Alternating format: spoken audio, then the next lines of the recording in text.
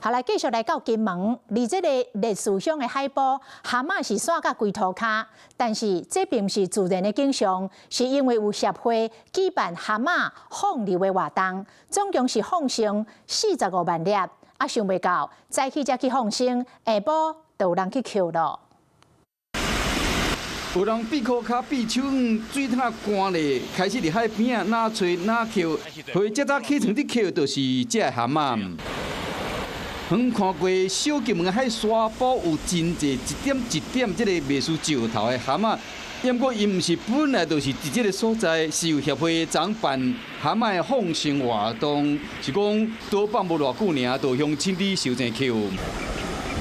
有網友佇社群平台寫講，20日早起8點參加蛤蟆大放流的活動，放生45萬粒的蛤蟆，想袂到下晡就互扣不了去啊！既然你的本意是要去放流，那就應該讓它可以再回歸到海裡去好好的去生活。下午就一堆人去把它又挖回來，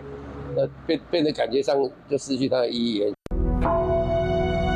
放生蛤蟆活動唔是頭一擺辦，有真濟鄉親佇海沙埔排規排，將底蛤蟆水桶啊傳去到海邊。共一個協會佇去年6月嘛佇共一個所在辦放流活動，放生128萬粒的蛤蟆。今年5月28各辦，不過有人扣到過長工。